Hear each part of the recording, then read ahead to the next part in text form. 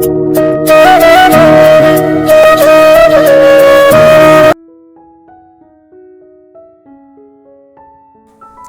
বন্ধুরা, তোমরা সকলে কেমন আছো?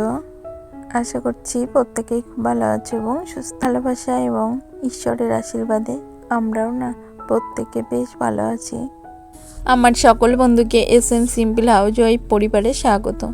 আশা করছি তোমাদের প্রত্যেকের আমার এই ব্লগ ভিডিওটা কিছুটা হলেও ভালো লাগবে, আর স্কিপ না করে পুরো ভিডিওটা দেখো। যেহেতু বরের ডিউটি নেই, ওই জন্য না সকালের চাটাও একটু দেরি করেই করলাম। আর এই দেখো, এখন চা মুড়ি খেয়ে নেবো, তারপরেই রান্না বান্না করব। রান্নাটা একটু দেরি করেই করছি, যেহেতু ডিউটি থাকলে একটু সকাল সকাল রান্নাটা বসাই। আজকে যেহেতু ডিউটি নেই, তার জন্য একটু দেরি করেই রান্নাটা করছি।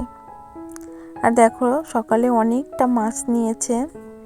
এখানে বাটা মাছ আছে, রুই মাছ আছে, আর শিঙি মাছ আছে। এই সব মাছগুলোই না আমি কুটেছি, কুটে ধুয়ে দেখো নিয়ে আসছি। রান্নাটাও বসিয়ে দিয়েছি। এর মধ্যে না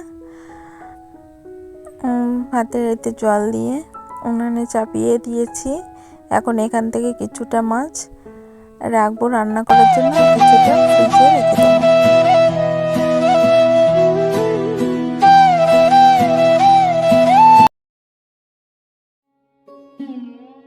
না মাছগুলো ফ্রিজে রেখে এখন আমি কিছুটা হেলাঞ্চু শাক আছে, আজকে এটা দিয়ে তরকারি করব, তার জন্য শাকগুলো বেছে নিচ্ছি। আর করব হলো বাটা মাছ দিয়ে সর্ষের ঝাল। আর দেখো, যেহেতু বাটা মাছ তো, আর বাটা মাছ দেখবে বেশিরভাগ সর্ষে দিয়েই রান্না করলে কিন্তু বেশি ভালো লাগে। আর আমাদের বাড়িতে এই সর্ষে দিয়ে রান্না করলে বেশি ভালো খায়, সর্ষে বাটা দিয়ে রান্না করলে। আর হেলাঞ্চু শাকের তরকারিটাও না প্রত্যেকে বেশ ভালো খায়, তার জন্যই যেহেতু এনেছে 2 হাট হয়ে গেল, কিন্তু রান্না করা হচ্ছে না, তাই ভাবলাম আজকে বাটা মাছ দিয়েই করে ফেলি।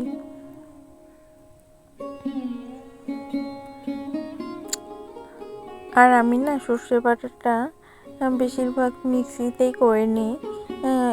যেহেতু আগে একটু হাতে শিলনোড়ায় বেটে নিতাম, কিন্তু ইদানিং আর হচ্ছে না হাতে বাটা, যেহেতু মাম্মামকে নিয়ে রান্নাটা না খুব ব্যস্ততার সঙ্গেই করতে হয়।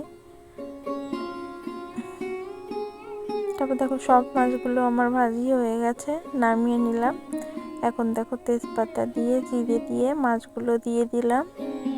এরপরে জলটা দিয়ে ঢাকা চাপা দিয়ে রেখে দেবো 10-15 মিনিট। তারপরেই আমি সর্ষেটা বেটে নেব মিক্সিতে। দেখো, এই জাল দেওয়ার পরে এরকম একটা লুক এসেছে। তারপরে দেখো, একটু কাঁচা তেল দিয়ে দিলাম। এখন আমার সর্ষের ঝালটা রেডি হয়ে গেছে, রান্না হয়ে গেছে। এখন নামিয়ে নেব।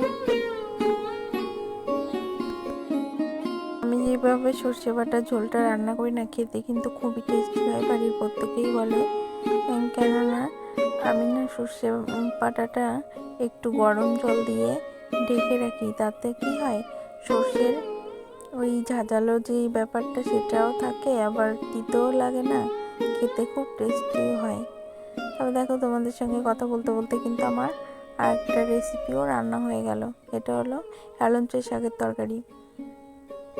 আর বন্ধুরা, কে কে হেলাঞ্চু শাকের তরকারিটা খেতে পছন্দ করো আমাকে কমেন্ট করে বলো। আমাদের বাড়িতে না প্রত্যেকেই হেলাঞ্চু শাকের তরকারিটা খেতে প্রত্যেকেই খুব পছন্দ করে। তারপরে দেখো, আমার রান্না বান্না হয়ে গেছে, এখন আমি ভাতটা বেড়ে নিচ্ছি, খেতে দেব।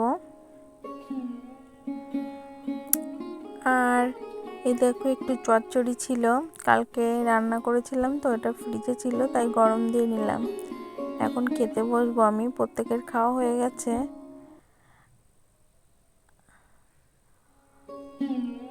আর যেহেতু আজকে রান্নাটা হতে না বেশ একটু দেরি হয়ে গেছে, যেহেতু এখন ওই 12:30 মতো বেজে গেছে।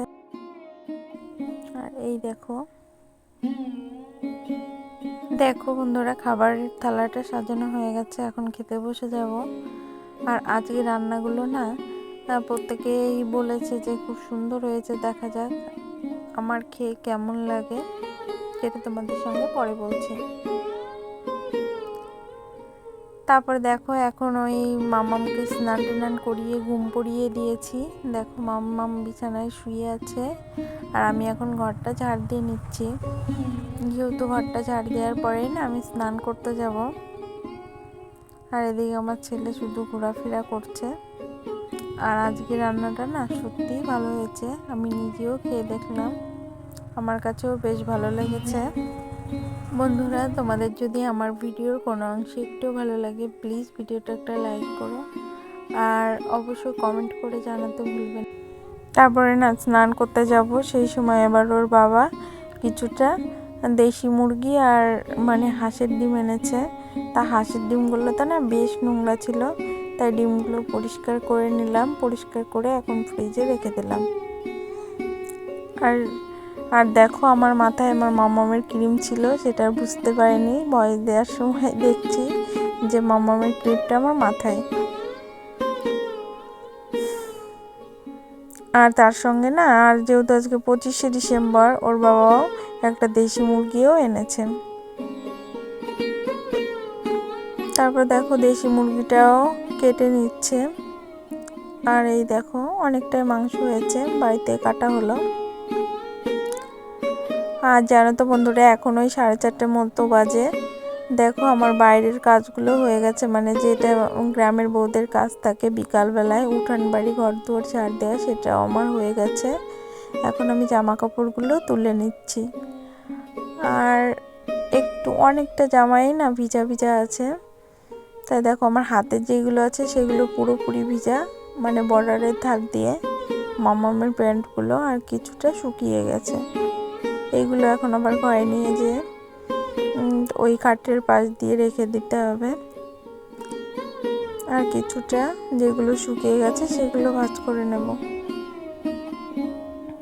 আর যেহেতু আজকে বড়দিন, তাই ওর বাবা আবার একটা কেক এনেছে, মানে 25শে ডিসেম্বর তো তার জন্য। আর এই দেখো কেকটা নিয়মর থেকে নিয়ে আসছে, আর এনেছে অনেক সময়, কিন্তু আমাদের সোনা পাপা কাটেনি, ও বলছে মা সন্ধ্যার দিকে কাটবে কেকটা। তা দেখো এখন ওই 6টা মতো বাজে, আর এই দেখো এখন কেকটা কাটিং হবে।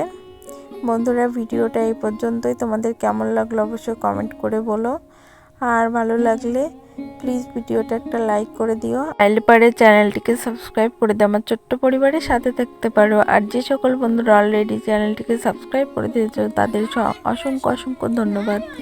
আর প্রত্যেকেই সুস্থ থেকো, ভালো থেকো, টাটা, বাই বাই।